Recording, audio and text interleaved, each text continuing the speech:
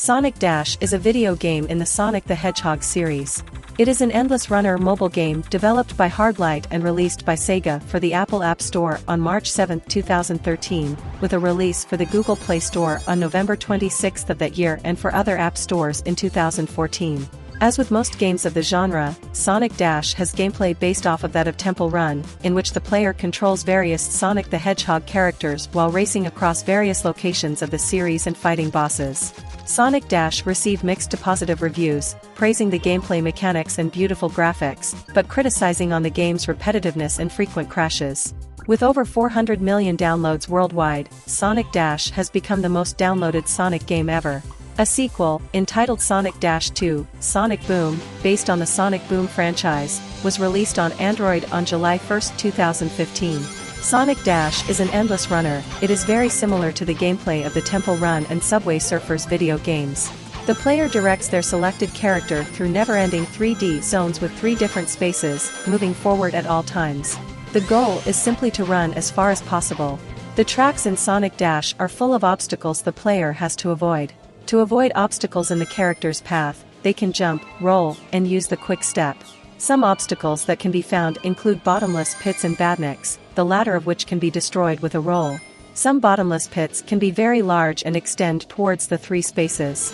In these sections, the camera will move much more slowly and the character will have to homing attack their way through some choppers that will appear. Rings play a critical role in the game.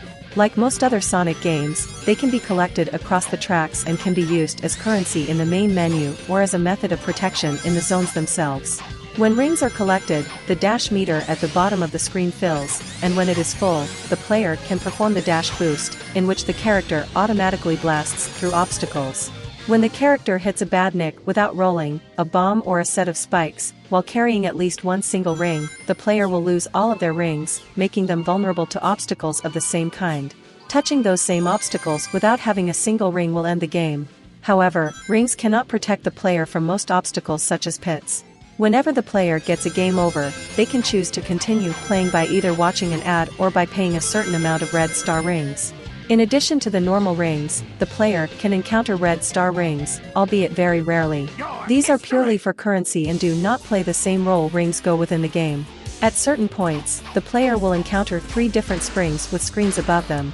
Once they touch a spring, the character will have all of their rings banked automatically, and they will have to perform a certain combination of 4 tricks by sliding their finger towards a requested direction, akin to trick actions. Doing so successfully will award the player 10, 20, 30, 50, or even 100 rings, though 10 and 20 rings are by far the most common.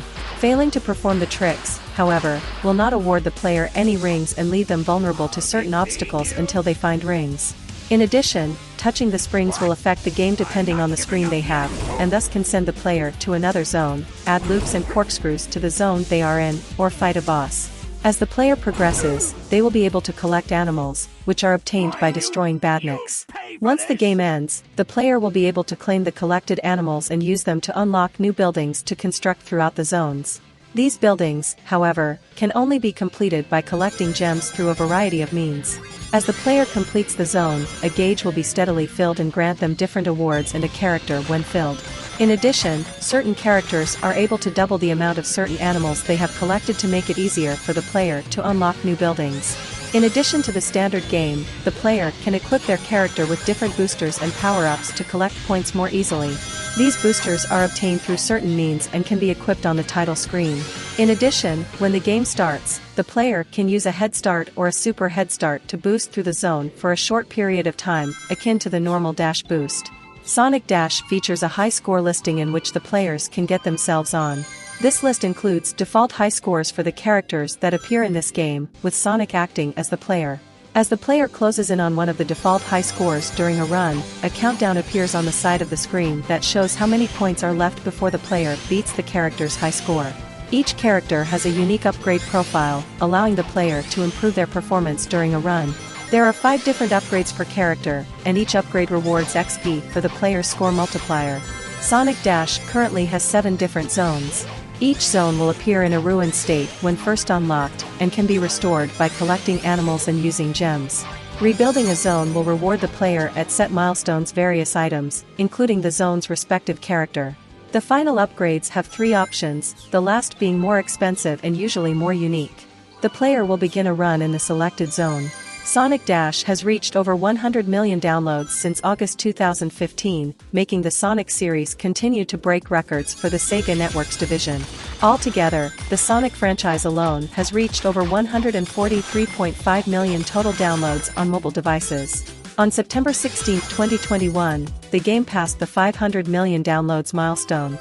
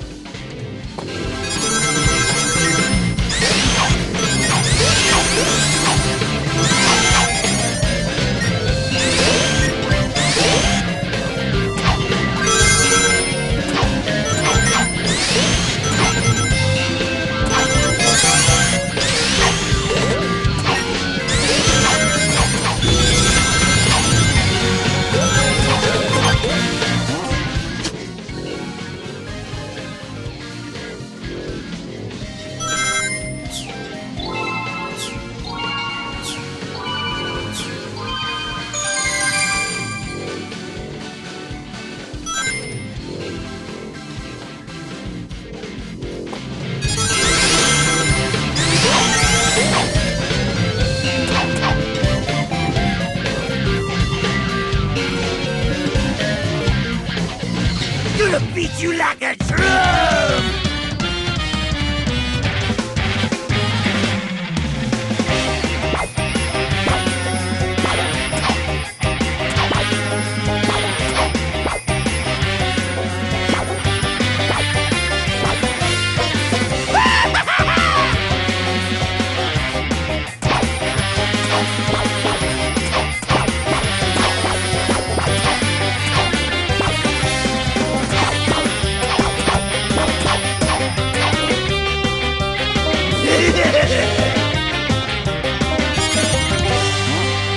I can't believe it!